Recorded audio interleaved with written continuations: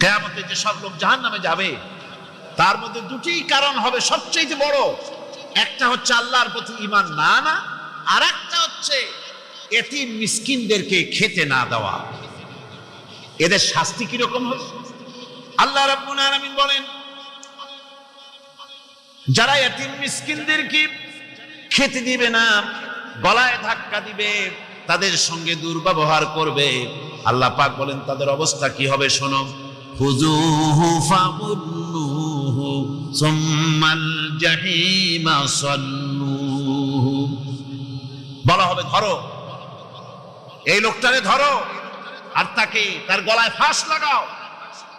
আল্লাহ পাকের প্রেমে উদ্বুদ্ধ হয়ে যারা নিজের প্রাণ প্রিয় সম্পদকে, ধনকে, সম্পদকে যারা এতিম, মিসকিন, নিকটবর্তী আত্মীয় স্বজন, প্রবাসী, পথচারী, সাইল, কৃতদাসের মুক্তির জন্যে যারা দান করে, প্রিয় ধন সম্পদ যারা আল্লাহর রাস্তায় এভাবে দান করে দেয়, নামাজকে প্রতিষ্ঠা করে, যাকাতকে আদায় করে, ওয়াদাকে পালন করে, আর বিপদ ও মুসিবতে ধৈর্য ধারণ করে, এরাই হচ্ছে সত্যাশ্রিত, এরাই হচ্ছে তাদের দাবিতে সত্যবাদী, ঈমানের দাবিতে এরা হচ্ছে সত্যবাদী, আর এরাই হচ্ছে মুত্তাকি। আজকে আমি আপনাদের সামনে যে আলোচনাটা করব সেটা হচ্ছে এই ব্যাপারটি। আল্লাহ পাকের মহব্বতে উদ্বুদ্ধ হয়ে যারা এতিম এবং মিসকিনকে যারা দান করে, আত্মীয় স্বজন, গরিব আত্মীয় স্বজন, অসহায় প্রতিবেশী, পথচারী, এদের জন্য যারা সাহায্য করে। কারণ হচ্ছে ইসলাম তো শুধু নামাজ রোজার কথাই বলেনি, ইসলাম মানুষের জীবনের সকল দুঃখ দুর্দশার দিকে লক্ষ্য রেখেছে। যারা বোঝে না তারা ইসলামকে শুধুমাত্র একটি ধর্ম মনে করে, আর ইসলামের যে অর্থনীতি আছে, সমাজনীতি আছে, এটা তারা বুঝতে পারে না। মাছের যেমন পচন ক্রিয়া শুরু হয় তার মাথা থেকে, সমাজের পচন শুরু হয় তেমন রাজনৈতিক নেতৃবৃন্দ, সমাজ নেতৃবৃন্দ এবং এক শ্রেণীর বুদ্ধিজীবীদের মাথা থেকে, তাদের থেকেই সমাজে পচন ক্রিয়া শুরু হয়ে যায়। এই শ্রেণীর লোকদের দাবি হলো ধর্ম আর অর্থনীতি সম্পূর্ণ দুই প্রান্তিক দিকে বাস করে। ধর্ম এক জিনিস আর অর্থনীতি হচ্ছে আর এক জিনিস, রাজনীতি হচ্ছে ভিন্ন জিনিস। তারা জানে না যে ইসলাম হচ্ছে পূর্ণাঙ্গ জীবন বিধান। আল্লাহ পাক বলছেন এই কোরআন কি যারা অনুসরণ করবে তাদের তো খাওয়া পড়ার অভাব হওয়ার কথা না। কোরআনে কারিমে আল্লাহ রাব্বুল আলামিন বলেন, فمن تبع هداي فلا خوف عليهم ولا هم يحزنون।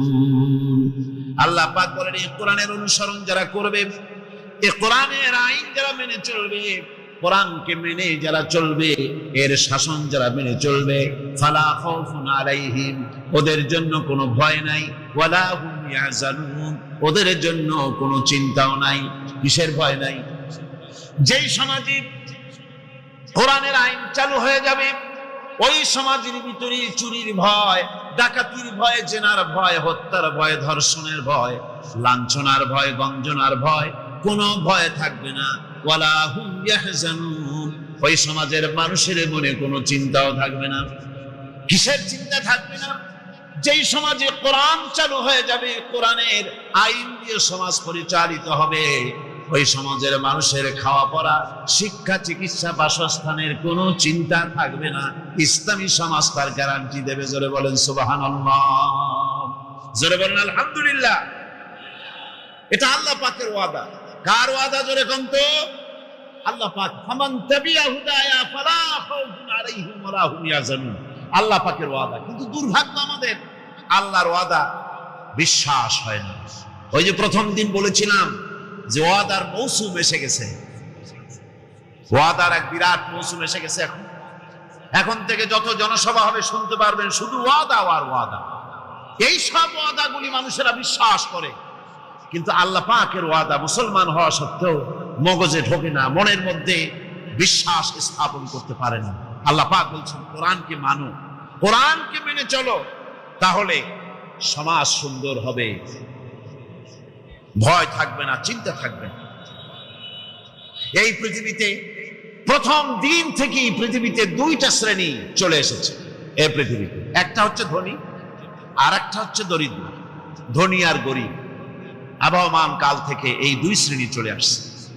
আদিকাল থেকেই মানুষ এই দুই শ্রেণীর ভিতরে সমতা সৃষ্টির জন্য প্রচেষ্টা চালিয়েছে। দার্শনিকরা চালিয়েছে, বিজ্ঞানীরা চালিয়েছে, এবং এক একজন এক এক ধরনের মতবাদ দিয়ে এই দুই প্রান্তিক অবস্থা থেকে একই সমান্তরালে আনার জন্য চেষ্টা আর কম করেনি। পুঁজিবাদের হাত থেকে রক্ষা পাওয়ার জন্য সমাজতন্ত্র তৈরি হলো, কমিউনিজম তৈরি হলো। অবস্থা তারা দেখতে পেল সর্বনাশ। আগে তো ছিলাম চোরের বাড়ির সামনে, সব চুরি হয়ে যেত। এখন তো ডাকাতের ঘাটে সেই নৌকা লাগালাম, এখন তো জানো যাবে। সেজন্য সমাজতন্ত্র পৃথিবীকে কিচ্ছু দিতে না পেরে নিজের দেশেই আত্মহত্যা করলো। এরপরে আবার বাঁচার জন্য মুক্তবাজার অর্থনীতির নামে সমাজতন্ত্রীরা আবার সেই পুঁজিবাদের দিকে অগ্রসর হওয়ার চেষ্টা চালাচ্ছে। পৃথিবী সাক্ষী, দুনিয়া সাক্ষী, মানুষের তৈরি করা মতবাদ দিয়া পৃথিবীতে কোথাও স্থায়ী কোনো শান্তি আসে নাই। এ কথাটা কি মিথ্যা না সত্য? এ কথা মিথ্যা না সত্য? সুতরাং এই পৃথিবীর বুকে না সমাজবাদ দিয়ে শান্তি হবে, না পুঁজিবাদ দিয়ে শান্তি হবে। পৃথিবীর বুকে শান্তি হতে পারে কেবলমাত্র নবীদের পরিকল্পনার মাধ্যমে। কারণ দার্শনিক বিজ্ঞানীরা যা বলেছেন, পরিকল্পনা দিয়েছেন, সব তাদের মন মস্তিষ্ক প্রসূত। আর আম্বিয়া আলাইহিমুস সালামকে পরিকল্পনা দিয়েছেন সব আল্লাহ রাব্বুল আলামিনের দ্বারা। নবীদের পরিকল্পনা কার? জোরে চিল্লায় কোন কার? আল্লাহ রাব্বুল আলামিন তাদেরকে পরিকল্পনা দিয়েছেন। সেই পরিকল্পনার ভিত্তিতে তারা আদর্শ সেট করেছেন। মানুষের মধ্য থেকে দুঃখ, দুর্দশা, দারিদ্র, ক্ষুধা সব দূরীভূত হয়েছে, মানুষ সুখ পেয়েছে, সমৃদ্ধ পেয়েছে। ওই হাদিস আপনাদের সামনে আরো বলেছি, অনেক ওলামারা বলেছেন, আপনাদের আবার স্মরণ করিয়ে দিচ্ছি। সেই যে হযরতে খাব্বাব রাদিয়াল্লাহু তাআলা আনহু রাসূল করিম সাল্লাল্লাহু আলাইহি ওয়াসাল্লামের খেদমতে গিয়ে বলেছিলেন যে আলা তাস্তানসিরু লানা, আলা জান্নাতীরা খামোশ হয়ে বসে থাকবেন। বিশ্বনবী মুহাম্মদ রাসূলুল্লাহ সাল্লাল্লাহু আলাইহি ওয়াসাল্লাম তখন বলবেন, হায় আল্লাহ রাব্বুল আলামিন, জান্নাতীরা আমার উম্মতেরা তারা বুঝতে পারে নাই, তোমার কাছে যা বেশি আছে সেটা তারা বুঝতে পারে নাই। হায় আল্লাহ তাআলা, জান্নাতীরা সব নিয়ামত পেয়েছে ঠিক, কিন্তু যার জন্য আরামের ঘুমকে হারাম করে গভীর রাত্রে জেগে জেগে তাহাজ্জুদের নামাজ আদায় করে চোখের পানি ফেললো, যার জন্য জিহাদ করলো, যার আইন কায়েমের জন্য শহীদ হলো, যার জন্য মান ইজ্জত শেষ করলো, হিজরত করলো, কষ্ট করলো, রক্ত দিল, জীবন দিল, সেই আল্লাহকে তারা এখনো দেখতে পারে নাই। কোরআন হচ্ছে আল্লাহ তাআলার বাণী। এর মধ্যে যত কথা আছে সব কার? বলেন সবাই। সবটা আল্লাহর কথা, একেবারে শুরু থেকে নিয়ে শেষ পর্যন্ত সব আল্লাহর কথা। এর মধ্যে মুহাম্মদ সাল্লাল্লাহু আলাইহি ওয়াসাল্লামের কোনো কথা নাই, কোনো মানুষের কথা নাই, কোনো জিন অথবা শয়তান ইত্যাদির কারো কোনো বাতিলের প্রবেশের কোনো সুযোগ এই কোরআন শরীফের মধ্যে নাই। আল্লাহ তাআলা খুব করে গ্যারান্টি দিচ্ছেন। তিনি বলছেন, ওয়ালাউ তাকাওয়ালা আলাইনা বা'দাল আকাওয়িল। আল্লাহ তাআলা বলেন, এই কোরআনে কারীমের ভিতরে আমার নবী যদি নিজের থেকে বানায়া কোনো কথা যদি আমার নামে তিনি চালায় দিতেন, আমি আল্লাহ রাব্বুল আলামিন তার ডান হাতকে চেপে ধরতাম এবং তার কণ্ঠ নালীকে আমি আল্লাহ কেটে ফেলে দিতাম। কত বড় গ্যারান্টি! মুহাম্মদ সাল্লাল্লাহু আলাইহি ওয়াসাল্লাম নিজের পক্ষ থেকে একটি কথাও যদি ঢুকাতেন এর মধ্যে, আমি তার ডান হাত চেপে ধরতাম, তার কণ্ঠনালী কেটে ফেলে দিতাম। সুবহানাল্লাহ। তার মানে হচ্ছে এর মধ্যে যত কথা সবটা কার? আল্লাহ তাআলা। এটি নাজিল হতে সময় লেগেছে কত বছর বলতে পারবেন? 23 বছরেরও কিছু বেশি সময় লেগেছে নাজিল হতে। প্রশ্ন ওঠে, কোরআন আল্লাহ এত দীর্ঘদিন তিনি লাগালেন কেন? ইচ্ছে করলে আল্লাহ তাআলা তার নিজের কোন কুদরতি প্রেসে ছাপাইয়া লক্ষ কোটি কপি জিবরাইলের মারফত পৃথিবীতে পাঠায় দিতে তো পারতেন, বৃষ্টির মতো নাজিল করে দিতে পারতেন। 23 বছর লাগলো কেন? প্রশ্ন উঠতে পারে। কথা যদি যেহেতু সবই আল্লাহ, তো এত দেরি করে এত বছর সময় লাগলো কেন? এইটা বোঝার জন্য বুঝতে হবে মুহাম্মদ সাল্লাল্লাহু আলাইহি ওয়াসাল্লাম সহ আল্লাহ যত নবী পাঠিয়েছেন আদম আলাইহিস সালাম থেকে নিয়ে মুহাম্মদ সাল্লাল্লাহু আলাইহি ওয়াসাল্লাম পর্যন্ত সব হলো আল্লাহর নবী। সব কি আল্লাহর নবী। যাদেরকে নবী হিসেবে আমরা নাম জানি তারা সবাই আল্লাহর নবী। তাদেরকে পৃথিবীতে পাঠানো হয়েছে জমিন আল্লাহর, আইন চলবে কার? আল্লাহ তাআলা। সেই ইসলামী জীবন ব্যবস্থা পৃথিবীতে প্রতিষ্ঠিত করার জন্য আল্লাহর পক্ষ থেকে আল্লাহ নবী পাঠাইছেন। এখন নবীরা এই পৃথিবী কেমনে চালাবেন? নিজের থেকে তো চালাইতে পারবেন না। সেই জন্য আল্লাহ তাআলা নবীও দিয়েছেন, কিতাবও দিয়েছেন। এই পৃথিবীতে ইসলামের মধ্য দিয়ে আল্লাহ মানবতার কল্যাণে যা দিয়েছেন তার মধ্যে শ্রেষ্ঠ হলো দুটি জিনিস। বলেন শ্রেষ্ঠ কয়টা জিনিস? একটা হলো নবী আর একটা হলো কিতাব। বলেন একটা হলো নবী আর একটা হলো কিতাব। যদি আল্লাহ কিতাব দিতেন আর নবী না দিতেন তাহলে মাঝি হারা নৌকা, যে নৌকায় মাঝি থাকে না, ওই নৌকার অবস্থা দরিয়ার মধ্যে কি হয় বলতো? ওই কুলে যায় ঘা খায়, এই কুলে গিয়ে ঘা খায়, দুই কুলের ঘা খাইয়া মাঝখানে এসে ডুবে পড়ে, যেহেতু মাঝি নেই।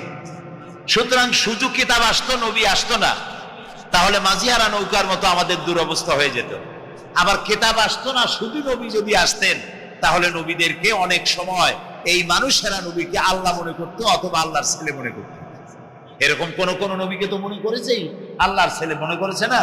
ঈসা আলাইহিস সালামকে খ্রিস্টানেরা কি বলে? ওয়াকালাতিন নাসারাল মাসীহ ইবনুল্লাহ। আল্লাহ তাআলা বলেন খ্রিস্টানেরা বলে মাসীহ হচ্ছে আল্লাহর পুত্র। বলেন নাউযুবিল্লাহ। ওজায়েরকে তারা আল্লাহর পুত্র বলেছে এবং এক পর্যায়ে গিয়ে খ্রিস্টান এবং ইহুদিরা বলেছে যে শুধু ওজায়ের আর ঈসাই আল্লাহর পুত্র নয়, নাহনু আবনাউল্লাহ, আমরাও আল্লাহর নাতিপুতি। আমরা বাদ যাবো কেন?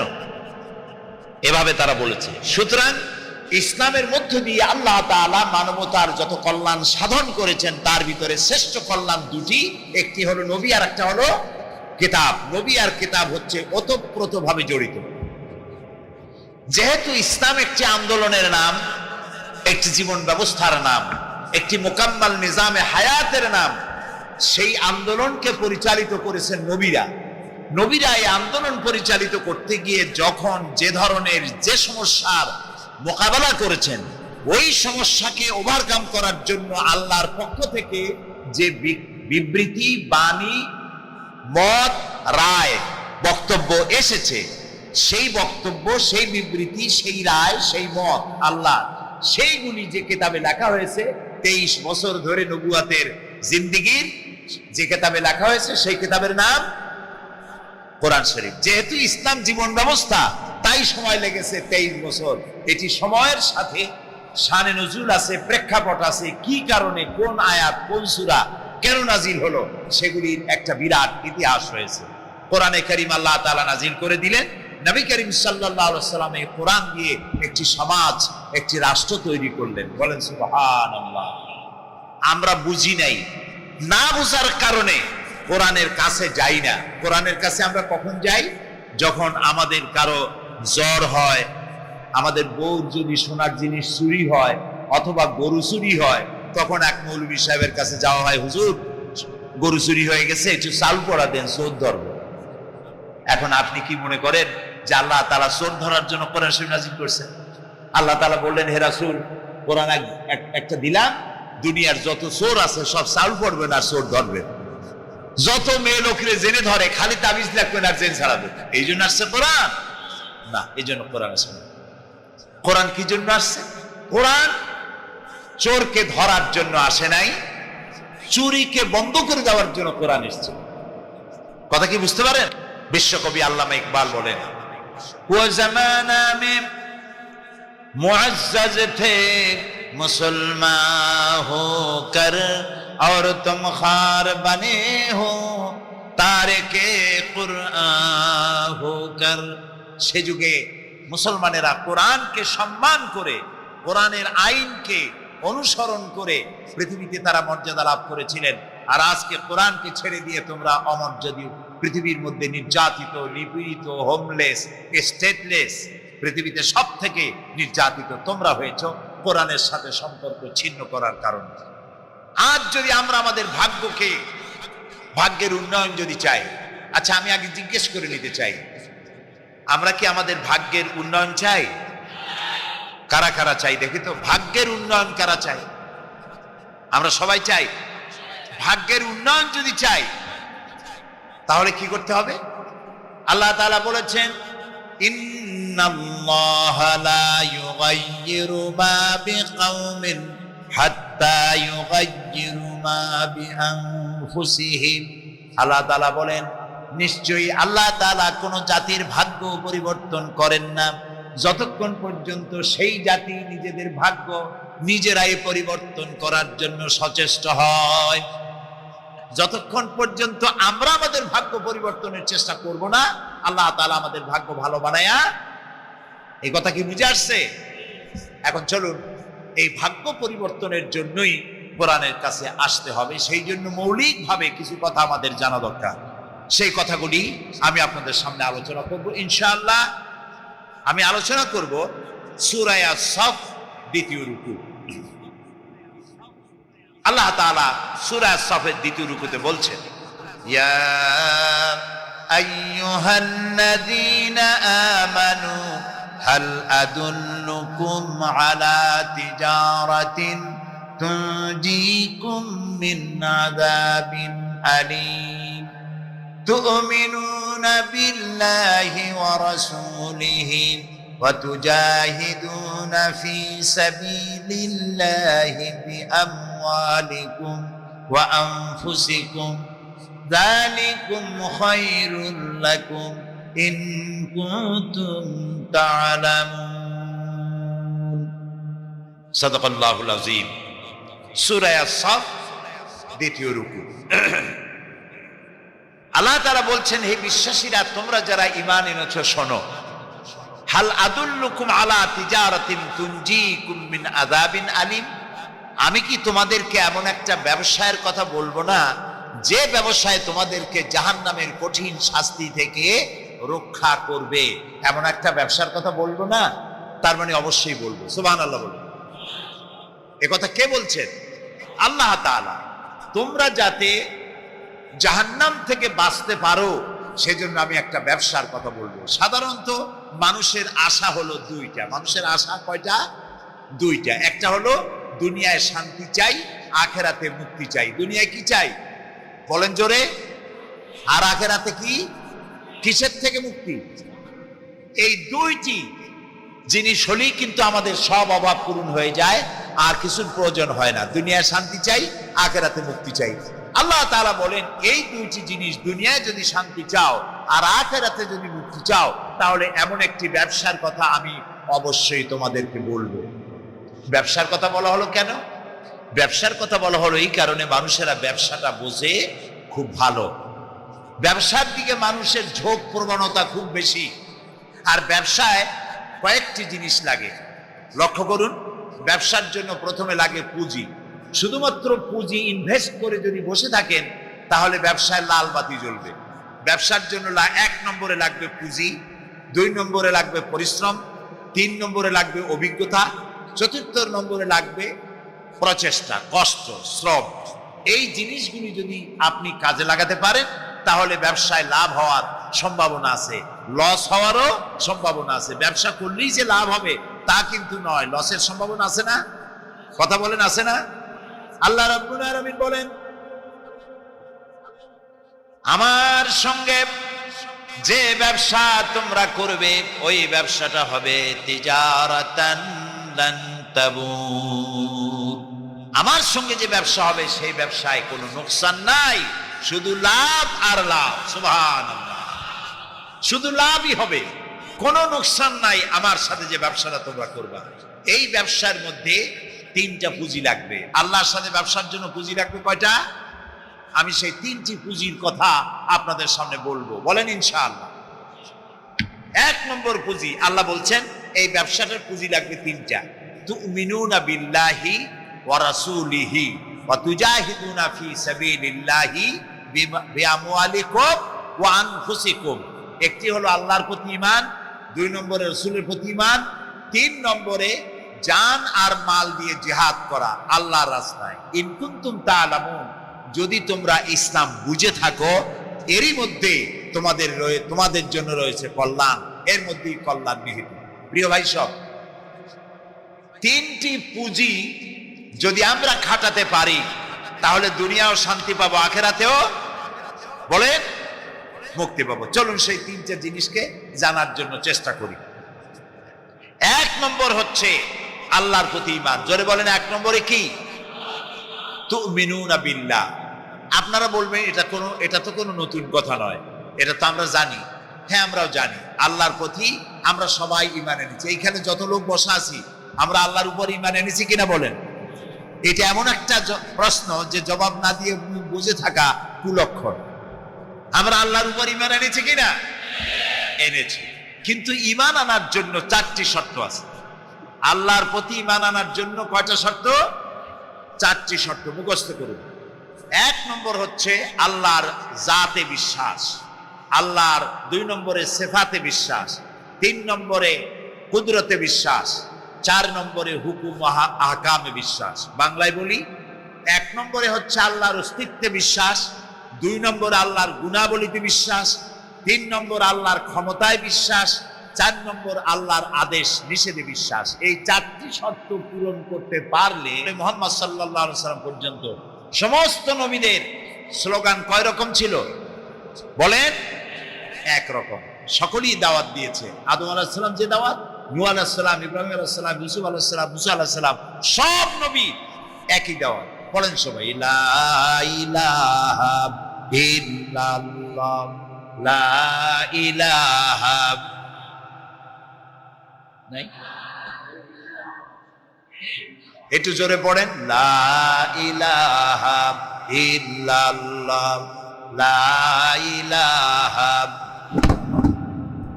লা ইলাহা।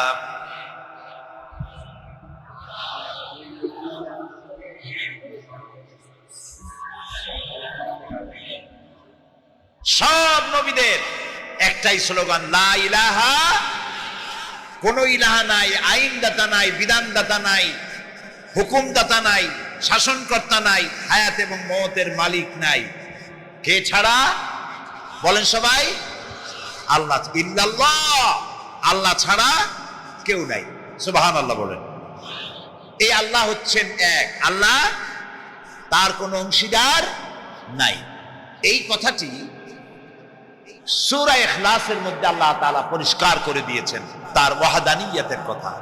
পড়েন আমার সাথে, কুল হুয়াল্লাহু আহাদ, আল্লাহুস সামাদ, লাম ইয়ালিদ ওয়া লাম ইউলাদ ওয়া লাম ইয়াকুল লাহু কুফুয়ান আহাদ। আল্লাহ তাআলা বলেন, নবী আপনি বলুন আল্লাহ এক, তিনি একক, তিনি কাউকে জন্ম দেন নাই, তাকেও কেউ জন্ম দেয় নাই। আকাশ এবং জমিনে আল্লাহর সমকক্ষ কেউ নাই। এটা আল্লাহর অস্তিত্বের প্রমাণ। তিনি ছিলেন, তিনি আছেন, তিনি থাকবেন। তো আল্লাহ রাব্বুল আলামিনের তিনি যে এক এবং তিনি আছেন, এটাকে স্বীকার করতে হবে। আমি মনে করি না যে আল্লাহর অস্তিত্বের উপরে কোনো বড় বক্তব্য এখানে রাখার প্রয়োজন আছে। এখানে কোনো নাস্তিক আসছে বলে আমি মনে করি না, আলহামদুলিল্লাহ কর। তবে নাস্তিক কিছু আছে, আমাদের দেশে কিছু আছে। এদের চাইতে কপাল পোড়া যারা নাস্তিক, আল্লাহকে স্বীকার করে না, তাদের থেকে হতভাগ্য, তাদের থেকে কপাল পোড়া পৃথিবীতে আর কেউ নাই।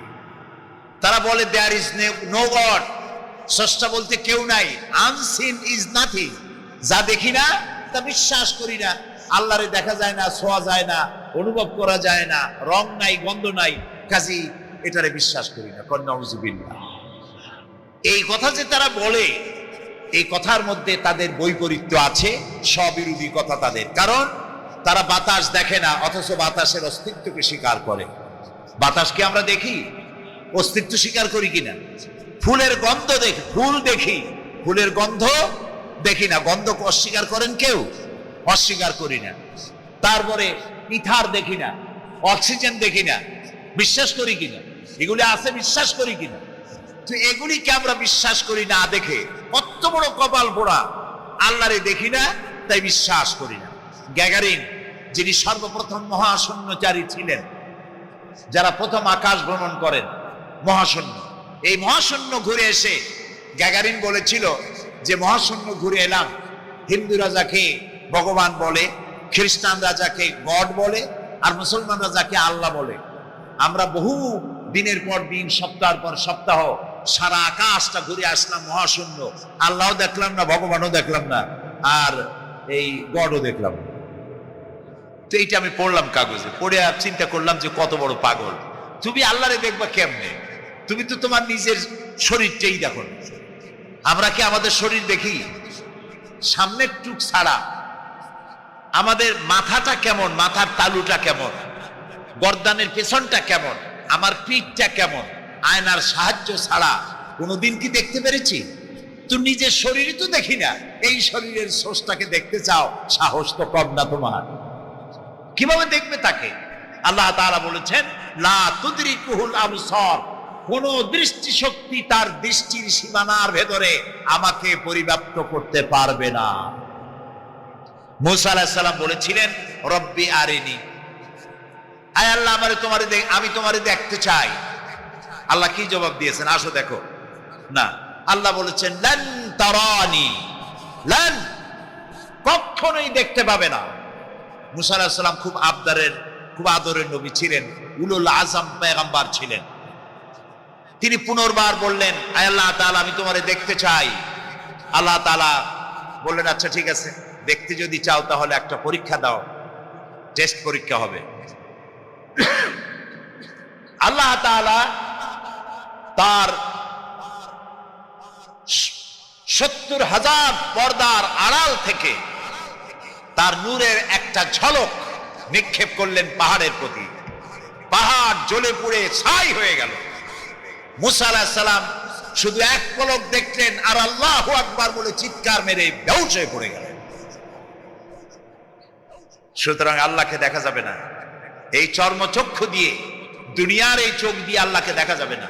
লা তুদরিকুহুল আবসার, আল্লাহ পরিষ্কার বলেছেন কোন দৃষ্টি শক্তি তার দৃষ্টির সীমার ভেতরে আমাকে আনতে পারবে না। সুবহানাল্লাহ। তবে জান্নাতের ভেতরে আল্লাহ তাআলা জান্নাতীদেরকে জিজ্ঞেস করবেন, আমি যত নিয়ামতের কথা তোমাদের বলেছিলাম সেই নিয়ামতগুলি জান্নাতে এসে তোমরা পেয়েছো? জান্নাতীরা বলবে আয় আল্লাহ পেয়েছি। আল্লাহ পাক বলবেন ওয়ালাদাইনা মাজিদ, আমার কাছে আরো বেশি আছে। তাও আমরা সুবহানাল্লাহ কব না, বুঝি না তা সুবহানাল্লাহ কব কোন জায়গায়? ওয়ালাদাইনা মাজিদ, আমার কাছে আরো বেশি আছে। বেহেশতীরা চিন্তা করলো এত মজা, বেহেশত, কত কিছু পাইলাম, এরপরে গাছে পাকা পাকা ফল খাইতে ইচ্ছা করে, গাছে উঠবো না, গাছের ডাল মুখের কাছে আসে, ছিড়বো না, ফল মুখের মধ্যে পড়ে যায়, চাবাবো না, গলে পেটের মধ্যে চলে যায়। করলো, রক্ত দিল, জীবন দিল, সেই আল্লাহকে তারা এখনো দেখতে পারে নাই। ওয়ালাদাইনা মাজিদ, এর তাফসীরে বলা হয়েছে আল্লাহর কাছে যেটা আসে তিনি দর্শন দিবেন। নবী করিম সাল্লাল্লাহু আলাইহি ওয়াসাল্লাম এই কথা যখন বলবেন যে আল্লাহকে আমার জান্নাতীদের আল্লাহকে এখনো দেখা হয় নাই, যে আল্লাহর জন্য সব করলো তারে এখনো দেখা হলো না, আল্লাহ তাআলা তখন আপন কুদরতে তার সামনের সব পর্দাকে সরিয়ে দিবেন। সুবহানাল্লাহ। হাসরবাসীরা তখন আল্লাহ তাআলা কোরআনে কারিমে বলছেন রব তাকিয়ে থাকবেন বান্দাদের দিকে, আর বান্দারা তাকিয়ে থাকবে রবের দিকে। সুবহানাল্লাহ। এর মধ্যে কত লক্ষ বছর পার হয়ে যাবে, কেউ বুঝতে পারবে না।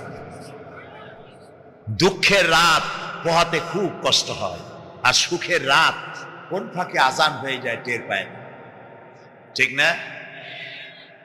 আল্লাহকে দেখতে থাকবে মানুষেরা, সুবহানাল্লাহ সুবহানাল্লাহ। আল্লাহকে বলি, আয় আল্লাহ তাআলা, জান্নাতের যে অনুষ্ঠানে তুমি তোমার দর্শন মুবারক দিয়ে জান্নাতীদেরকে তুমি ধন্য করবে, সেই মজলিসের কোন এক কোনায় কানায় আমাদের মতো গুনাহগারদের একটু জায়গা করে দিও আল্লাহ তাআলা। জীবনের সব থেকে বড় কামিয়াবি। সুতরাং আল্লাহ রাব্বুল আলামিন, তাকে দেখা যাবে না, কিন্তু তার সৃষ্টি জগৎ থেকে তাকে চেনা যায়। এত সুন্দর ফুল, এটা এমনি এমনি হতে পারে না। হযরত ইমাম আবু হানিফা রাহমাতুল্লাহ আলাইহির সাথে এক নাস্তিকের বাহাস হওয়ার কথা। সে নাস্তিক অস্বীকার করেছে আল্লাহ নাই। ইমাম সাহেব বলেছেন আছেন। আচ্ছা ঠিক আছে, তর্ক হবে, বিতর্ক অনুষ্ঠান হবে। ইমাম সাহেব তার আসার সময় চাইতে প্রায় 1-2 ঘন্টা ডিলে হয়ে গেল। নাস্তিক উপস্থিত জনগণকে বলল, যে লোক তার ওয়াদা রক্ষা করতে পারে না তার সাথে আবার বহস কিসের? এ কথা বলতে বলতেই ইমামে আজম আবু হানিফা রাহমাতুল্লাহ আলাইহি মঞ্চে উঠে এসেছে। নাস্তিক বলল, আপনার সাথে আমার তর্ক করার উৎসাহ হারিয়ে ফেলেছি। কেন? আপনি যে এতটা সময় ওয়াদা খেলাপ করলেন, 2 ঘন্টা হয়ে গেল, মূল অনুষ্ঠানের শুরুতে আপনি আসলেন না। তিনি বললেন যে তুমি নিরুৎসাহিত হবে তো আমার কাছে দেরি হলো কেন? তারপরে না বলবো। আচ্ছা ঠিক আছে, আপনি বলেন কেন দেরি হলো? তিনি বললেন, আমি এই জায়গায় আসতে গিয়ে সামনে একটা নদী বাঁধবে, এখন আমি আসবো কেমনে? মহাচিন্তায় পড়ে গেলাম, কিভাবে যাব? পারাপারের কোনো ব্যবস্থা নাই। হঠাৎ দেখলাম পাশে একটা গাছ, আগে দেখিনি, দেখি যে একটা বড় গাছ। গাছটা কেমনে কেমনে কাইতে হয়ে পড়ে গেল, কেমনে কেমনে তাড়াতাড়ি করে কতগুলি তক্তা হয়ে গেল, ফটাফট তক্তাগুলি লাগিয়ে একটা নৌকা হয়ে গেল, লাফ দিয়ে পড়লো নদীতে। আমি চট করে উঠলাম সেই নৌকায় আর পাড়ি দিয়ে আসলাম। ওই তক্তাগুলি ফাটতে চিটতে আর লোহাগুলি লাগবে তড়িৎ গতিতে তাড়াতাড়ি হইতে যতটুকু সময় লাগছে আমার আসতে ওই জন্য বেরিয়েছে। সুবহানাল্লাহ পরে করে। এখন নাস্তিক কয় যে আপনার সাথে আমি তর্ক মোটেই করবো না। কেন? কয় যে আপনার মাথার স্ক্রু ঠিক আছে কিনা। কয় কি জন্য? কয় আপন ইচ্ছায় একটা গাছ ফট করে এরকম হয়ে গেল, কোন করাত ছাড়া মিস্ত্রি ছাড়া গাছগুলি চিরে ভেরিয়া তক্তা হয়ে গেল, আর কোন রকমের মিস্ত্রি ছাড়াই জোড়াতালি লেগে নৌকা হয়ে গেল, আর মাঝি ছাড়া পালায় গেলেন।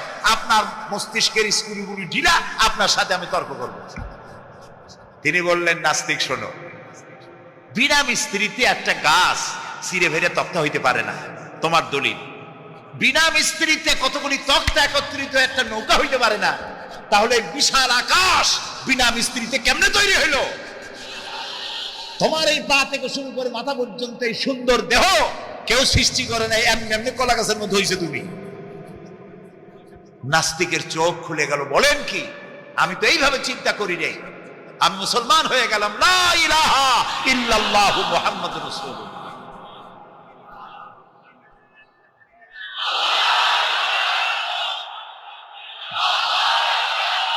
আল্লাহ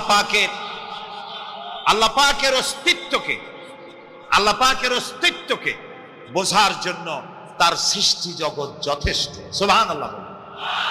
শুধুমাত্র কপাল পোড়া ওরাই আল্লাহরে চেনে না।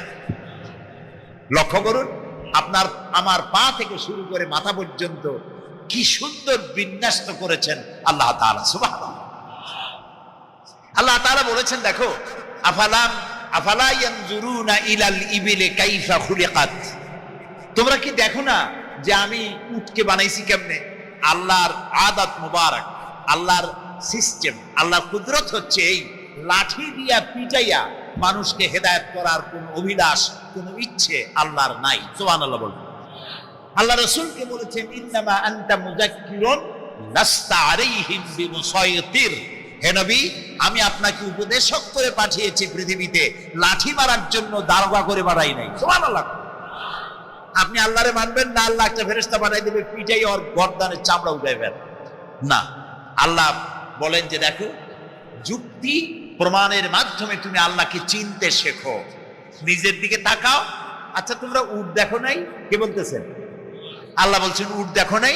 আফালা ইয়ানজুরুনা ইলাল ইবিলি কাইফা খুলিকাত ওয়া ইলাস সামাই কাইফা রুফিআত।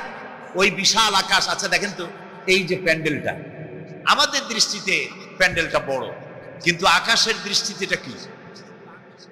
কিচ্ছু না, কিচ্ছুই না। এই প্যান্ডেলটুকুন তৈরি করতে কয়শো বাঁশ লাগছে, দেখছেন তাকে? আচ্ছা এবার আকাশটার দিকে তাকা, কয়টা খুঁটি আছে? কয়টা খুঁটি আছে? আল্লাহ তাআলা বলছেন আনতুম আশাদ্দু খালকান আমিস সামাউ বানাহা। তোমারে বানানো কঠিন না ওই বিশাল আকাশটা বানানো কঠিন? তো অত বড় আকাশটাই তো আমি বানাইছি। কে বলতেছেন? আল্লাহ তাআলা। আল্লাহ বলছেন আফালা ইয়ানজুরুনা ইলাল ইবিলি কাইফা খুলিকাত। উট বানাইছি কি আপনি দেখো নাই? এইটা নিয়ে মুফাসসিরিনে কেরাম অনেক তাফসীর করেছেন। কেউ বলেছেন আল্লাহ তাআলা এই জন্যই তো বলেছেন যে উটের দুইটা হাঁটু। সমস্ত প্রাণীর হাঁটু কয়টা? কয় দুইটা। আপনার কি দুইটা হাঁটু? একটু বুঝে শুনে জবাব দেন। আমাদের হাঁটু কয়টা? গরুর কয়টা? হাতির কয়টা? সব প্রাণীর হাঁটু। একবারে কিছুটা পানি সেখানে সে রিজার্ভ রাখে, গেল এক নম্বর। দুই নম্বরে পাওয়া গেল অক্সিজেন।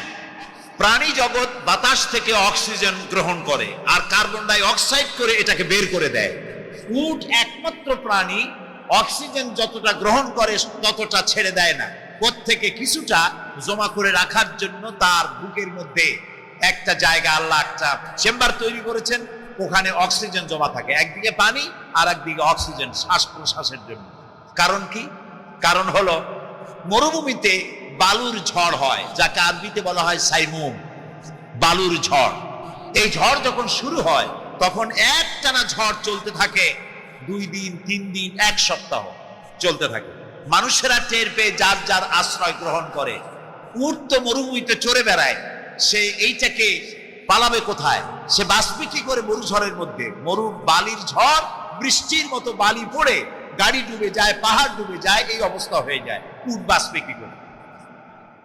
আল্লাহ রাব্বুল আলামিন উটের দেহ তৈরি করার সময় এমন ব্যবস্থা করে দিলেন, উট যখন টের পায় বালুর ঝড় হবে, সঙ্গে সঙ্গে তার সামনের 2টা পাও দিয়া বালু সরায় দিয়া তার মাথার গলার অর্ধেকটা বালুর মধ্যে ঢুকায় দিয়া 5 দিন 7 দিন যেন থাকতে পারে, পানি আর অক্সিজেনের জন্য, সেই জন্য মারা না যায়। এর জন্য আল্লাহ রাব্বুল আলামিন তার বুকের মধ্যে পানি আর অক্সিজেন রাখার ব্যবস্থা করেছেন। আফালা ইয়ানজুরুনা ইলাল ইবিলি কাইফা খুলিকাত। কেমনে উট বানাইছি দেখো নাই? সুবহানাল্লাহ বলে। আল্লাহ রাব্বুল আলামিন তার এই বিশাল সৃষ্টি, আকাশ জমিন গাছপালা তরু লতা কীট পতঙ্গ সাগর নগর সব তৈরি করে তারপরে আল্লাহ তাআলা বলছেন এবার তাকাও আমার আকাশের দিকে, তাকাও আমার জমিনের দিকে। আল্লাযী খালাকা সাবা সামাওয়াতিন তিবাকা মা তারা ফি খালকির রহমানি মিন তাফাউত। তাকাও আমার আকাশের দিকে, তাকাও আমার জমিনের দিকে। আল্লাহ তাআলা বলছেন দেখো কোনো ভুল আছে নাকি? হাল তারা মিন ফুতুর, কোন ভুল দেখতে পাও? কে জিজ্ঞেস করছেন? তাকাও আকাশের দিকে, দেখো জমিনের দিকে, দেখো হাল তারা মিন ফুতুর, কোন ভুল দেখতে পাও? আল্লাহ তাআলা বলেন বারবার তাকাও, বারবার তাকাও। এভাবে বারবার দেখতে দেখতে তোমার চক্ষু কাতর হয়ে তোমার নিজের দিকে ফিরে আসবে। আমার সৃষ্টি নৈপুণ্যতার ভেতরে কোনো ভুল খুঁজে পাবে না। পা থেকে শুরু করে মাথা পর্যন্ত আমরা একটু খেয়াল করি তো, আমাদের পায়ের তালুর চামড়া যেরকম, পায়ের পিঠের চামড়া কি ওরকম? আমাদের পায়ের পিঠের চামড়া যেরকম, ওইটা যদি হতো পায়ের তলায়, তাহলে প্রতি 3 দিন অন্তর 2 দিন অন্তর পায়ে হাফসুল করা লাগতো জুতার মতো, ঠিক না? হাতের উপরে চামড়াটা যেরকম, হাতের তালুতে চামড়া কি ওরকম? হাতের তালুর চামড়া কি তাও কইতে পারেন পুরু, আর উপরেরটা পাতলা। এই উপরের চামড়াটা যদি এইখানে হইতো তাহলে গরম কদু আর ডাল খাইতেই পারতেন না, চামড়ার কাম শেষ। এগুলো চিন্তা করলেই তো শুকর করতে ইচ্ছা হবে যে এই যে একই শরীর আমার 2 রকমের চামড়া কেন দিলেন? আর কোনো চেষ্টা নাই, এমনি এমনি হয়েছে। কত বড় রাম ছাগল হলে নাস্তিক হতে পারে, জানোয়ারের চাইতে নিকৃষ্ট নাস্তিকেরা, পশুর চাইতে কুত্তার চাইতে নিকৃষ্ট। যারা নাস্তিক কুত্তায়ও আল্লাহরে চেনে, সুবহানাল্লাহ। আল্লাহরে চেনেছে। গরু ছাগল আল্লাহ যা বানিয়েছে সব আল্লাহর হুকুম মতো তার নিজস্ব পরিমণ্ডলে থাকে। মানুষ নামের কলঙ্ক ওই সব মানুষ যারা বিশ্ববিদ্যালয়ে চাকরি করে আমাদের সন্তানদেরকে নাস্তিক ভাবায়। এর একটা শয়তান কয়েক মাস আগে দূরে কোথাও গিয়ে আল্লাহ জাহান্নামে নিয়ে গিয়েছে। ওর কবরে জাহান্নামের আগুন জ্বলুক কিয়ামত পর্যন্ত। সে একাই শয়তান নয়, বিশ্ববিদ্যালয়ের অসংখ্য ছেলেদের মেয়েদেরকে ধ্বংস করেছে, ইমান নষ্ট করেছে।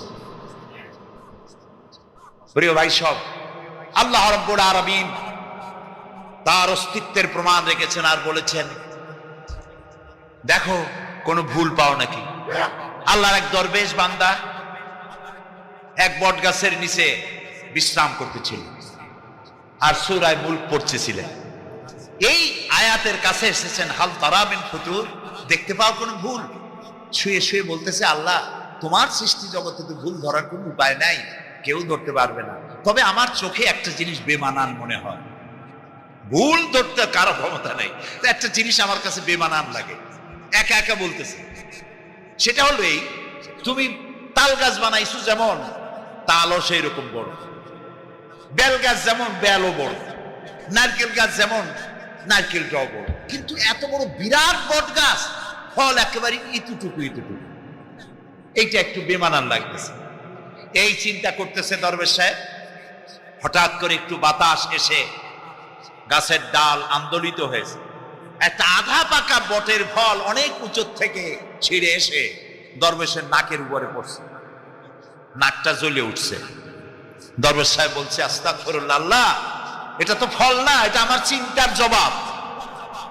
আমি চিন্তা করতেছি গাছ আনমান ফল হয় নাই, তাল গাছ যেমন ফল যেমন, বট গাছ যেমন ফল যদি ওই আকারে হইতো, ফলটা যে পজিশন নিয়ে আমার নাকে পড়ছে এতে তো আমার নাকও যাইতো মাথাও যাইতো।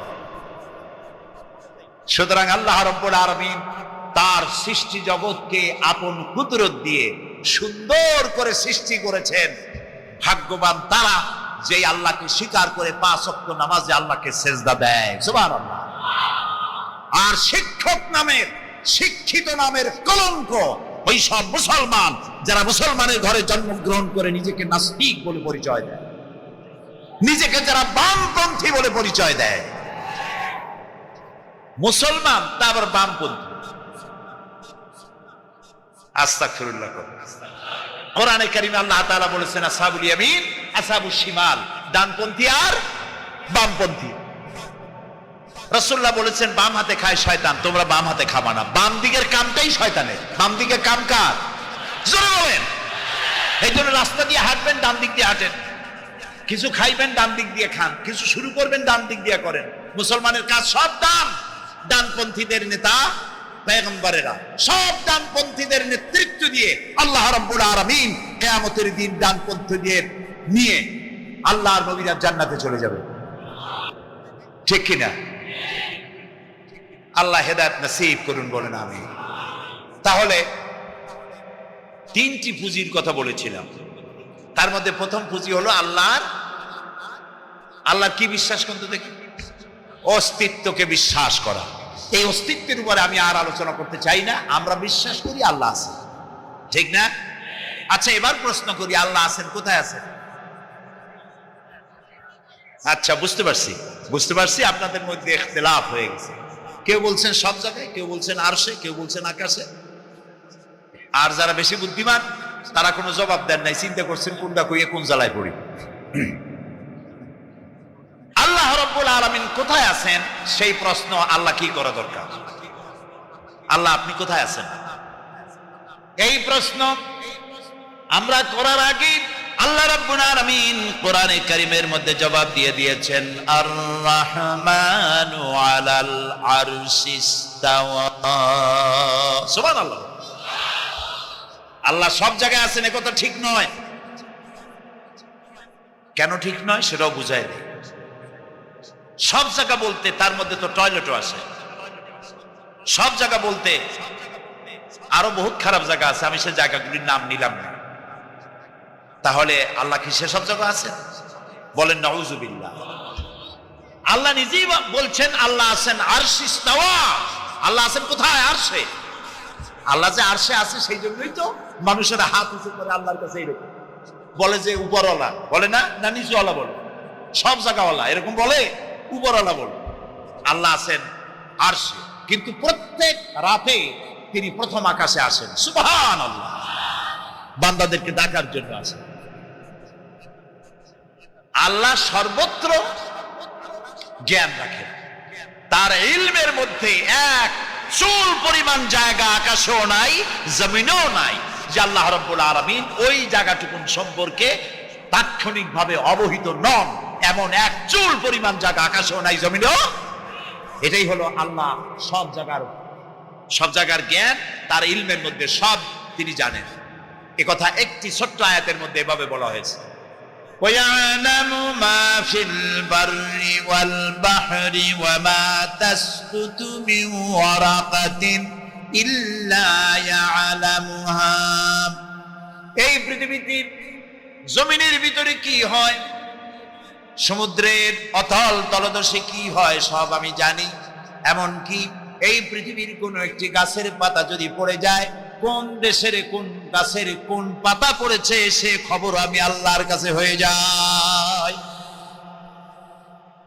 এটি আমি বললাম, বানায় বললাম, এটি কোথায় আছে? আল্লাহ রাব্বুল আলামিন কোরআনে পরিষ্কার করে বলে যে একটা পাতার খবর যদি আল্লাহর কাছে হয়, তাহলে আমরা কোথায় কি করি তিনি টের পান না? অবশ্যই টের পান। এটি আমাদের মনে রাখতে হবে।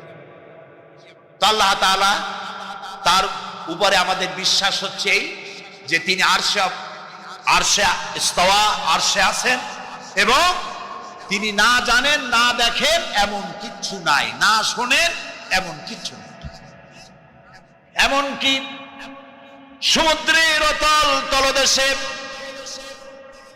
ছোট্ট পাথরের ভিতরেও যদি একটি পোকা যদি পালায়ে থাকে, এমন পোকা যা মাইক্রোস্কোপ যন্ত্র ছাড়া দেখা যায় না, এমন একটি পোকা আটলান্টিক বা প্রশান্ত মহাসাগরের অতল তলদেশে থেকে যদি ক্ষুধার যন্ত্রণায় চিৎকার মারে, কেউ শোনে না। আরশের মালিক আল্লাহ রাব্বুল আলামিন বলেন আমি শুনতে পাই।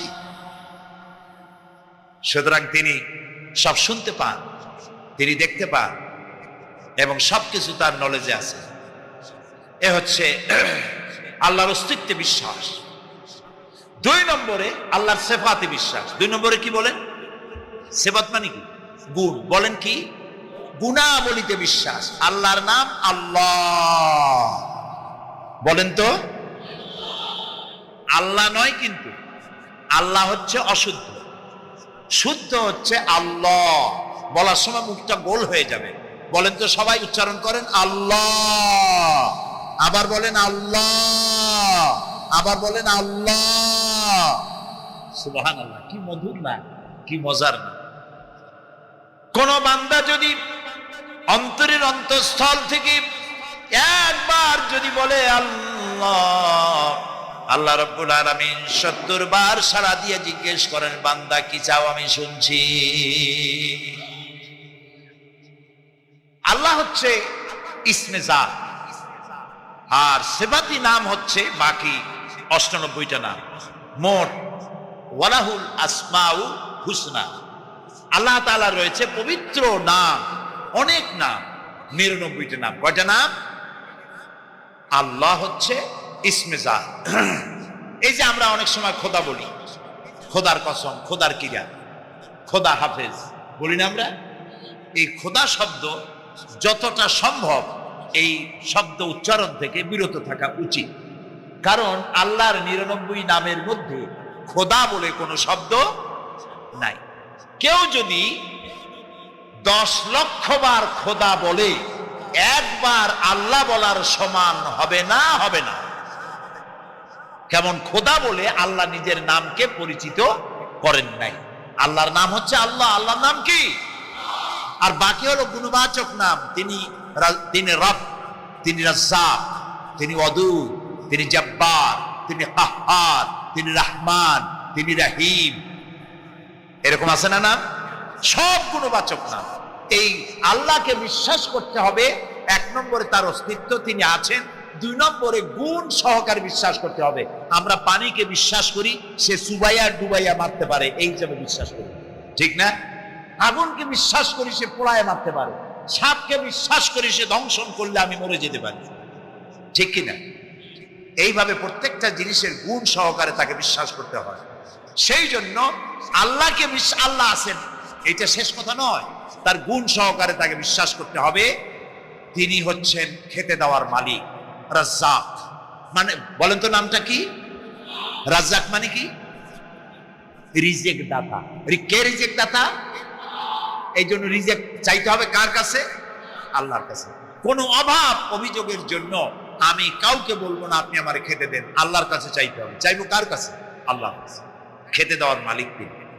আচ্ছা বলেন, এই পৃথিবীর মধ্যে মানুষেরা বেশি না হাতি, ঘোড়া, বাঘ, ভল্লুক, ময়না, টিয়া, মাছ, পাখি, পতঙ্গ, কীট এগুলো বেশি? কোনটা বেশি? আমরা বেশি না ওরা বেশি? ওরা বেশি। ওরা বেশি। এই যে অসংখ্য হাতি আছে পৃথিবীতে, হাতির পেট বড় না আমার পেট বড়? গন্ডারের পেট বড় না আপনার পেট বড়? কুমিরের পেট বড় না আপনার পেট বড়? চালচলনে হিন্দু তুমি, বেশভূষাতে খ্রিস্টান, মুসলমান এই, যারে দেখে ইয়াহুদ করে লজ্জা জ্ঞান। তুমি নাকি মুসলমান? কাপড় চোপড় দেখলে মনে হয় তুমি তো খ্রিস্টান। জামা কাপড়, তোমার অবস্থা দেখলে মনে হয় তুমি খ্রিস্টান। তোমার ওঠা বসা, বিয়ে শাদী, সংস্কৃতি দেখলে মনে হয় তুমি হিন্দু। আর তোমার লেনদেন দেখলে ইহুদিরা পর্যন্ত তোমাকে ঘৃণা করে। কথা ঠিক কিনা? কথা ঠিক কিনা? যুবক মানুষ ইসলাম কবুল করেছেন। ইসলাম কবুল করতে গিয়ে বাড়ি ঘর, জায়গা জমি কিছুই ছিল না। ছোট্ট অবস্থায় বাবা মারা গেছে, চাচার ঘরে লালিত পালিত হচ্ছিলেন। রাসূলের প্রতি ঈমান আনবেন, চাচার ভয়তে পারেন না। হুজুর হিজরত করলেন। আব্দুল্লাহ তার নাম ছিল, আব্দুল উজ্জা। তিনি চলে গেলেন চাচার কাছে। চাচা গো, মুহাম্মদ সাল্লাল্লাহু আলাইহি ওয়াসাল্লাম আল্লাহর নবী, ব্যাপারে তোমার মত কি? তিনি বলেন, আমারও তো তাই মনে হয়। যদি তাই মনে হয় তার উপর ঈমান আনবেন কিনা? চাচা বলে, না, কখনো ঈমান আনবো না। ভাতিজা বলতেছেন, চাচাজি, বছরের পর বছর ধরে অপেক্ষা করতেছিলাম, আমি আপনার অধীনে আছি বলে ইসলাম কবুল করতে পারি নাই। আমার ইচ্ছা ছিল আপনি আগে করবেন, তারপরে আপনাকে দেখা দেখি আমি করব। কিন্তু আপনি যখন ইসলাম কবুল করলেন না, আর করবেন না বলে যখন ঘোষণা দিলেন, আপনাকে উপস্থিত রেখে আমি ঘোষণা দিলাম, লা ইলাহা ইল্লাল্লাহু মুহাম্মাদুর রাসূলুল্লাহ। চাচা বলছে, ভাতিজা, এর পরিণাম জানো? কয় না, জানি না। এর পরিণাম হচ্ছে তুমি আমার বাড়িতে থাকো, আমার বাড়ি ছাড়তে হবে। বললেন, রাজি আছে। উট, ছাগল, ভেড়া, ঘোড়া যা দিছি ছাড়তে হবে। বলছে, রাজি আছে। চাচা বলছে, শুধু তাই নয়, পরনে যে লুঙ্গি আছে, গায়ে যে জামা আছে, আমার পয়সার লুঙ্গি জামা ছাড়তে হবে। ভাতিজা বলছে, ইমানের জন্য যা চাও সব ছাড়িয়ে দেবো, জামা লুঙ্গি খুলে ফেলে দিয়ে দিবেন। হাদিস। তিনি চলে গেলেন মায়ের কাছে। ওই অবস্থা, মা এই যুবক ছেলেকে উলঙ্গ অবস্থায় দেখে 2 হাত দিয়ে নিজের চোখ চেপে ধরেছেন। বাবা, তোমার এই অবস্থা কেন? ছেলে বলছেন, মা, ঈমান আনার কারণে আমার এই অবস্থা হয়েছে। মা বলে, বাবারে কি চাও আমার কাছে? আব্দুল উজ্জা বলছে, মা, কিচ্ছু চাই না, একটুখানি কাপড় আমারে দাও, আমি বিশ্ব নবী মুহাম্মদ সাল্লাল্লাহু আলাইহি ওয়াসাল্লামের খেদমতে যেতে চাই। মায়ের কাছে পুরানো কম্বল ছিল, কম্বলটা তিনি দিয়ে দিলেন। হযরতে, এখনো তো সে মুসলমান হয়নি, ওই কম্বলটা ছিঁড়ে নিয়ে 2 টুকরা করে কম্বলটা পরলেন, আদাটা তাতে করে হাঁটু ঢাকে না, আর একটা কোন রকম গায়ে দিলেন। এরপরে হেঁটে হেঁটে কষ্ট করে মদিনায় চলে গেলেন। মসজিদে নববীর ভিতরে ঢুকে দরজার কাছে বসা বিশ্বনবী জনাবে মুহাম্মদুর রাসূলুল্লাহ সাল্লাল্লাহু আলাইহি ওয়াসাল্লাম মসজিদে নববীতে যুবক, হাঁটুর উপরে কাপড়, মাথার চুল উস্কো খুস্কো চেহারা, ক্ষুধার্ত চেহারা। হুজুর জিজ্ঞেস করছেন তুমি কে? তিনি বললেন আমার নাম আব্দুল উজ্জা। তোমার এই অবস্থা কেন? তিনি বললেন হুজুর ঈমান আনার জন্য বাড়ি ঘর জায়গা জমিন উট বাছুর সব হারাইছি, এমনকি পরনের লুঙ্গিও আমারে দেয় নাই, মার কম্বলটা ছেড়ে এনেছি। নবীজি আসহাবে সুফফার ভিতরেই তাকে বসতে দিলেন, তাকে থাকতে দিলেন, আর বললেন তারে কোরআন শরীফ শিখাবা। আব্দুল উজ্জাকে হুজুর বললেন তোমার নাম উজ্জা নয়, তোমার নাম আব্দুল্লাহ। হাদিস শরীফে এসেছে আল্লাহর কাছে দুইটা নাম বেশি প্রিয়, একটা হচ্ছে আব্দুল্লাহ আর একটা হচ্ছে আব্দুর রহমান। মুসলমান হলেন, এরপরে আসহাবে সুফফার মধ্যে বসে আছেন, কোরআন শরীফ জোরে জোরে তেলাওয়াত করেন। আসহাবে সুফফা রাসূলের কাছে নালিশ করলেন, অভিযোগ করলেন, হুজুর এই আব্দুল্লাহর কোরআন শরীফ এত জোরে পড়ে, তার চিল্লানির জ্বালায় আমরা বিশ্রাম করতে পারি না। নবীজি বললেন সাহাবীরা আব্দুল্লাহকে বেশি করে চিল্লাইতে দাও, বাধা দিও না, জানি না আমি ছাড়া আরো কোন ইলাহ থাকতে পারে। এখন আপনারা চিন্তা করেন ইলাহের মানে কি? আমরাও কিন্তু অনেকে বুঝি না। আমাদের এখানে যত লোক বসে আছেন, হ্যাঁ আপনারা বুঝতে পারেন, কিন্তু অনেক লোকে বোঝেন না। ইলাহ মানে শুধু উপাস্য নয়, ইলাহ মানে শুধু মাবুদ নয়। ইলাহ শব্দের অর্থ হচ্ছে আইনদাতা। ইলাহ মানে মাবুদ, উপাস্য, আইনদাতা, বিধানদাতা যাকে বলা হয় তার নাম ইলাহ। এবং সে কথাই আল্লাহ পাক শিখাই দিয়েছেন, লা ইলাহা ইল্লাল্লাহ। আইন তুমি তৈরি করতে পারবে না। আইন তৈরি করার মালিক কে? মানুষ বানাইছে কে? আপনার বাড়ি বিবাহ, এই বিবাহে আপনি লক্ষ লক্ষ টাকা খরচ করে নানান ধরনের রান্না বান্না ইত্যাদি করেছেন।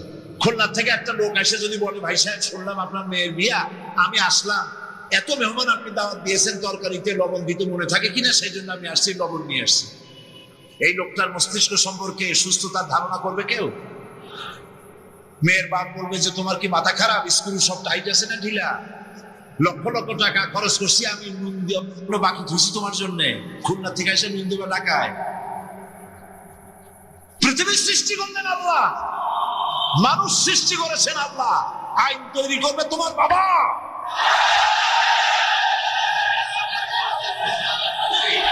আইন তৈরি করবে কে? কে তৈরি করবেন? আল্লাহ রাব্বুল আলামিন আইন তৈরি করবেন। আরেকটি জিনিস লক্ষ্য করুন, এই পৃথিবীতে এই পৃথিবীতে একটা গাধার তৈরি করা আইন আর একটা গাধাই কিন্তু মানে না, ঠিক কিনা? একটা ষাঁড় আর একটা ষাঁড়ের আইন মানে না। গ্রামে দেখেন না, বিলের মধ্যে অনেক ষাঁড় ঘুরে বেড়ায়। একটা ষাঁড় তার ঠ্যাং উঁচু করে বললো ভাইয়ের আমার, বোনের আমার, এই বিলের মধ্যে কেউ নাক দিতে পারবে না আমি ছাড়া। আর সব ষাঁড়েরা গরুরা লেজ উঠে করে দৌড় মারলো। গরু একটা গরুর আইন মানে না, একটা ব্যাঙ আর একটা ব্যাঙের আইন মানে না, একটা বানর আর একটা বানরের আইন মানে না। আর তোমরা আশরাফুল মখলুকাত মানুষ, কার না জানে কি আইন তৈরি করেছে, সে আইন মানতে পৃথিবীর মানুষ বাধ্য নয়। মানুষ সৃষ্টির সেরা, আইন মানবে আল্লাহ। চিল্লায় বলো কার? কারণ হচ্ছে আল্লাহ জানেন এই পৃথিবীর মানুষের চলার জন্য, বলার জন্য, তার অর্থনীতি, তার সমাজনীতি, তার রাজনীতি কিভাবে চলবে আল্লাহর চাইতে বেশি কেউ ভালো বলতে পারে না। এই জন্য আল্লাহ পাক বলেছেন লা ইলাহা ইল্লাল্লাহ। এই কথা কে শিখিয়েছেন? জোরে বলুন। আল্লাহ পাক শিখিয়েছেন, ঘোষণা করো লা ইলাহা ইল্লাল্লাহ। আমাদের জিকির আজগার, যারা জিকির আজগারে শেখানো হয়, লা ইলাহা আস্তে, ইল্লাল্লাহ জোরে, কলবের উপরে মারো। এখন ইল্লাল্লাহ এত জোরে জোরে মারা হয়, তাতে কলব থাকলেও পারে, গেলেও পারে। আপনার সাইডের গুলো খেন কলজা, এর উপরে জগ মেরে আপনি করবেনটা কি?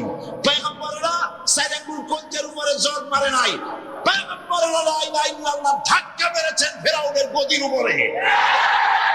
ইব্রাহিম আলাইহিস সালাম লা ইলাহা ইল্লাল্লাহ ওয়া ইল্লাল্লাহ জগ মেরেছেন, নমরুদের রাজতত্ত্ব উল্টে গেছে। মুহাম্মদ রাসূলুল্লাহ সাল্লাল্লাহু আলাইহি ওয়াসাল্লাম লা ইলাহা ইল্লাল্লাহ বলেছে, আবু জাহেলের মুষ্টি সাফ হয়ে গেছে। এর নাম কালিমার জিকির। ফেরাউনের কাছে যখন গেছে, ফেরাউন তখন বুঝতে পেরেছে। ফেরাউন তখন বলছে, মা আলিমতু লাকুম মিন ইলাহিন গায়রি, আমি তো জানি না আমি ছাড়া আর কোন ইলাহ আছে। আমি কি গল্প শোনাচ্ছি না কোরআনে আছে? আমি জানি না আমি ছাড়া কোন ইলাহ আছে। তুমি সংযত হও, এই ইলাহের দাওয়াত নিয়ে আর কখনো আসবে না। আবার যদি ইলাহের দাওয়াত নিয়ে আসো, লাআজআলান্নাকা মিনাল মাসজুনিন, আমি তোমাকে কারারুদ্ধ করে রাখবো। ফেরাউনের গোষ্ঠীরা সবসময় জেলের ভয় দেখে, ঠিক কিনা? কিন্তু মুসারা জেল ভয় পায় না। জেল মুসলমানদের পায়ের জুতা, ফাঁসির মঞ্চ মুসলমানদের গলার জুতার ফিতার মতো, ফাঁসির মঞ্চের গলার দড়ি মুসলমানদের ফুলের মালার মতো। এগুলো কি মুসলমানেরা পরোয়া কোনোদিন করে না। হযরতে মুসা আলাইহিস সালাম বলছেন, বেটা আমারে তুমি ভয় দেখাও জেলে, তুমি আমারে চেনো নাই। আমি মুসা কালিমুল্লাহ, আল্লাহর সাথে কথা কই, আমি আল্লাহর পয়গম্বর। তোর জেলের পরোয়া আমি করি না। মুসা আলাইহিস সালামের সাথী নাই, সঙ্গী নাই, লোক নাই, জন নাই। মুসা আলাইহিস সালাম বসে আছেন। আল্লাহ প্রশ্ন করছেন, ওয়ামা তিলকা বিয়ামিনিকা ইয়া মুসা। মুসা আলাইহিস সালামের কথা আল্লাহ কোরআন শরীফে কত জায়গায় বলছেন, সুবহানাল্লাহ। খুব আদরের নবী। মুসা, তোমার ডান হাতে ওটা কি? মুসা আলাইহিস সালাম বললেন, হিয়া আসায়, এটা আমার একটা লাঠি। এই লাঠি দিয়া আমি ভর করে দাঁড়াই, এই লাঠি দিয়া আমি পাতা পাড়িয়া ছাগলের খাওয়াই, এই লাঠি দিয়া আমার ভেড়া ছাগল ইত্যাদি অন্যান্য প্রাণী থেকে হেফাজত করি, এই লাঠি দিয়ে আরো অনেক কাম করি। এখন প্রশ্ন হচ্ছে, আল্লাহ জিজ্ঞেস করলেন এটা কি? উনি বলবেন এটা লাঠি, এত কথা বললেন কেন? এই যে পাতা পাড়ি, এই করি সেই করি, এত করে বলার দরকার কি? দরকার এই জন্যে মুসা আলাইহিস সালামের সাথে আল্লাহ প্রথম কথা বলতেছেন। মুসা আলাইহিস সালাম চাইলেন এইটা জিজ্ঞেস করে লাঠি বলে যদি ছাড়ি দিই, তাহলে আল্লাহ যদি আর কথা না কয়, একটু কথা লম্বা করি। আল্লাহর সাথে কথা বলার যে মজা, সুবহানাল্লাহ, তিনি লম্বা করলেন। আল্লাহ বললেন, লাঠির যে ফজিলত তুমি বলছো ওইটা আছে, কিন্তু আর একটা জিনিস আছে লাঠির মধ্যে, যা তুমি জানো না। তুমি লাঠিটা ফালাই দাও। মুসা আলাইহিস সালাম লাঠি ফালাই দিলেন। লাঠি যখনই ফেললেন, ডায়াবেটিস হয়ে গেছে, এত লম্বা সফর দিলে দেহা কুলায় না। বন্ধুর মহব্বত, আপনাদের মহব্বত আল্লাহর তাকদিরে লিখে রাখছে। আসছি, ভাঙাচোরা কিছু কথা বললাম, হয়তো যদি কেউ মনে কষ্ট পেয়ে থাকেন, কারণ কথাগুলো যেগুলো বলেছে এগুলো সমাজের সাথে সম্পৃক্ত কথা বলেছে, ঠিক কিনা? কি বলেন, ঠিক কিনা? হয়তো এই গুণাগুলো আমাদের আছে, কিন্তু গুণার উপরে কি আমরা মারা যাব না? এগুলো সারা দরকার। যার যার হিসাবগুলো বুঝিয়ে দেওয়ার দরকার আছে কিনা? আল্লাহ আমাদেরকে একদম ঋণ মুক্ত হয়ে, দেনা পাওনা মুক্ত করে মালিকের সাথে সাক্ষাৎ করার তৌফিক দান করুন। আল্লাহ আজকের এই মাহফিলকে কবুল করুন। এই মাহফিলটা প্রতি বছর হোক, আরো সুন্দর আকারে, বড় আকারে হোক, চান তো সবাই ইনশাআল্লাহ। আল্লাহ তাআলা কবুল করে নিন। ওনারা প্রকাশ্যে আপনাদের কাছে কোনো দান চাচ্ছে না, ওই যে এখানে বাক্স দেওয়া আছে, হয়তো যাদের তৌফিক আছে এটা দিয়ে যাবেন ইনশাআল্লাহ। আমার আনসারি ভাইয়ের, মজিবুর ভাইয়ের আম্মা মারা গেছে, 2 মাস হয়েছে। আল্লাহ যেন ওনার আম্মাকে জান্নাতের সর্বোচ্চ মাকাম দান করেন। এখানে অনেক ভাইয়েরা আছেন। ভাইয়ের নামটা কি জানি? হ্যাঁ, আব্দুল সাত্তার ভাই, সালাম ভাই, আব্দুল সালাম ভাই খুব ভালো মানুষ, অনেক মহব্বত করে দূর থেকে রিসিভ করে নিয়ে আসছে। ভাইটা দোয়া চাইছেন। এখানে আরো অনেক সব মুরব্বীরাই সবাই আমাকে মহব্বত করেন। অনেকে বলেছেন, অনেকে বলতে পারেন নাই। যারাই দোয়া চাইছেন আল্লাহ তাআলা সকলের হকে দোয়াকে কবুল করেন, এবং অনেক মা বোনরা দোয়া চাইছেন, তাদের দোয়াগুলো আল্লাহ কবুল করেন। হ্যাঁ, যারা দিবেন, এই যে এখানে বাক্স দেওয়া আছে, বাক্সের মধ্যে একটু দিয়ে দিবেন।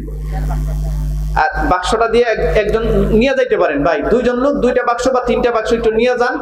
যতটুকুম দিবান, যার কাছে যতটুকুন আছে, 100 পারেন, 200 পারেন, 500 পারেন, 50 পারেন, 10 টাকা পারেন, 20 টাকা পারেন, বরকতান দিয়ে যাবেন।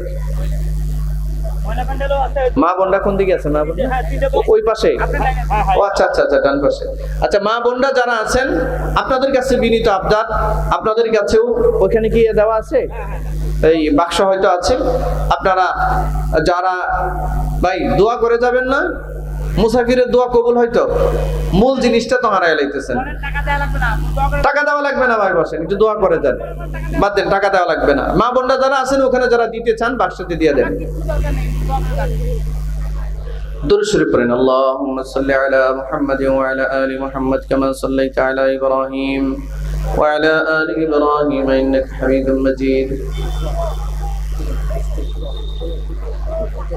এক মুরব্বী দোয়া চেয়েছেন, ওনার আহলিয়া, ওনার স্ত্রী অনেক অসুস্থ, আল্লাহ তাআলা ওনাকে যেন শিফা দান করে। আলহামদুলিল্লাহ, দোয়া চেয়েছেন, আপনারা একটু মেহেরবানি করে দোয়া করে যান। আমাদের টাকা দেওয়ার দরকার নেই, আমরা এইভাবে কোনো কালেকশন করবো না, আপনাদের কোনো পয়সা খরচ দেওয়ার দরকার নেই, দোয়া করে যান। দোয়া চেয়েছে আমাদের সাবেক যিনি ইমাম ছিলেন এই মসজিদের, কারি আবুল বাশার, উনি আমাদের দীর্ঘদিন খেদমত করেছেন, উনি চলে গেছেন, ওনার জন্য দোয়া চেয়েছে। বদিয়ার চৌধুরীর জন্য দোয়া চেয়েছে। সাবেক সভাপতি যিনি ছিলেন, দীর্ঘদিন মাহফিল পরিচালনা করেছেন, আবু হানিফ সাহেব, ওনার জন্য দোয়া চেয়েছেন। সাবেক সভাপতি আবুল হাজি ছিলেন, ওনার জন্য দোয়া চেয়েছেন। মুজিবুর রহমান মাস্টারের জন্য দোয়া চেয়েছে। মিন্টু ভাই সাবেক সেক্রেটারি ছিল, তার জন্য দোয়া চেয়েছে। সেক্রেটারি রবিউল ভাইয়ের আব্বা আম্মার জন্য দোয়া চাইছে। জব্বার ভাইয়ের পিতামাতার জন্য দোয়া চাওয়া হয়েছে। আমাদের আব্দুল সালাম ভাইয়ের আব্বা আম্মার জন্য দোয়া চাইছে। আরব আলী ভাইয়ের পিতামাতা বোন ভগ্নিপতির জন্য দোয়া চাইছে। শামসুল হক ভাইয়ের আব্বা আম্মার জন্য দোয়া চাওয়া হয়েছে। আমাদের মুয়াজ্জিন সাহেব যিনি আগে ছিলেন জাকির ভাই, তার জন্য দোয়া চাইছে। আমাদের বর্তমান মুয়াজ্জিন জুবাইরের আব্বার জন্য দোয়া চাইছে। আমাদের সিরাজ ভাই, আব্দুল মান্নান ভাইয়ের আব্বা আম্মার জন্য দোয়া চাইছে। সিরাজ ভাইয়ের আব্বা আম্মার জন্য দোয়া চাইছে। জাফর ভাইয়ের আব্বা আম্মা, সোনা কাকার আব্বা আম্মা, চাঁদালি কাকার দুই মেয়ের জন্য দোয়া চাইছে। ওমর ফারুক সরকার মৃত, ওনার জন্য দোয়া চাওয়া হয়েছে। আমাদের আনিস ভাইয়ের আব্বা আম্মার জন্য দোয়া চাইছে। রেক্সোনা আপার আব্বা আম্মার জন্য দোয়া চাইছে। মুন্না শেখের ছাত্র হাসান হুসাইনের আব্বার জন্য দোয়া চাইছে। মুন্না শেখের পিতার জন্য দোয়া চাইছে। তারপরে খুদু আলে আফার পিতা মাতার জন্য দোয়া চাইছে। লুলু চাচার আব্বা আম্মার জন্য দোয়া চাইছে। সিরাজ মোল্লা পাঁচ কবর, ওনার আব্বা আম্মার জন্য দোয়া চাইছে। এরপরে হলো আপনার আলমগীর ভাইয়ের মৃত, ওনার জন্য দোয়া চাওয়া হয়েছে। দুলহাস ভাইয়ের পিতা মাতা কাদের চাচা মৃত, ওনার জন্য দোয়া চাইছে। রনক মামার আব্বা আম্মার জন্য দোয়া চাইছে। মাসুদ ভাইয়ের আব্বা আম্মার জন্য, বস্তা ব্যবসায়ী মাসুদ ভাই, ওনার আব্বা আম্মার জন্য দোয়া চাইছে। রফিক ভাইয়ের ছেলে মারা গেছে কয়েকদিন আগে, আমাদের মসজিদে মুসাল্লি ছিল, তার জন্য দোয়া চাইছে। আবুল ভাইয়ের ভাগ্নে মৃত, তার জন্য দোয়া চাইছে। আবুল হাসান চাচার স্ত্রী অসুস্থ, তার জন্য দোয়া চাইছে। মুক্তা মৃত, তার জন্য দোয়া চাইছে। জসিম কাকার স্ত্রী অসুস্থ, তার জন্য দোয়া চাইছে। এরপরে আমাদের বশির ভাইয়ের আব্বা আম্মার জন্য দোয়া চাওয়া হয়েছে। আমাদের নেওয়াজ ভাইয়ের আব্বা আম্মা এবং শ্বশুর, ওনার জন্য দোয়া চাইছে, এবং ওনার শাশুড়ি অসুস্থ, ভাই ওনার জন্য দোয়া করবেন সহ। আর আরো যারা আছেন, যারা আপনারা লিখিত দিতে পারেন নাই, মফিজ ভাই, আমাদের ঢাকায় মফিজ ভাইয়ের জন্য দোয়া চাইছে। এই জন্য যারা আপনারা লিস্ট দিতে পারিছেন তারা তো দোয়া এইভাবে হলো, আর যারা পারেন নাই সকলের জন্য দোয়া হলো। নূর হাসান অটো, আমাদের ব্যবসায়ী নূর হাসান অটো, ওর জন্য, হ্যাঁ ওই তো নূর হাসান অটো ব্যবসায়ী, ওনার জন্য দোয়া চাইছে। আমরা ইনশাআল্লাহ আমাদের ভাই সকলের জন্য দোয়া করবেন, যারা দোয়া চাইছেন তাদের জন্য দোয়া করবেন। আর যারা দোয়া চাইতে পারেন নাই, আমার ভিতরে অনেক মায়েরা আছে যারা দোয়া চাইতে পারে নাই, সকলের আব্বা আম্মার জন্য দোয়া হবে ইনশাআল্লাহ।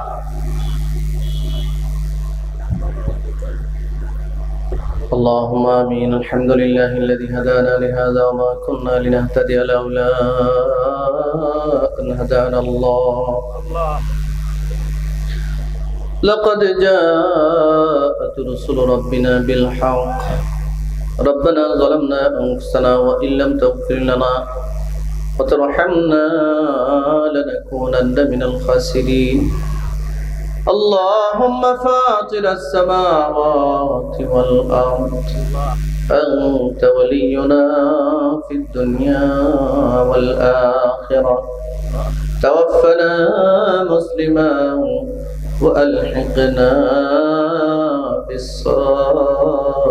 الرحيم يا حي يا قيوم يا حنان يا منان يا بديع السماوات والأرض يا ذا الجلال والإكرام يا رب الكعبة يا رب الناس يا رب الملائكة يا رب السماوات السبع ورب العرش العظيم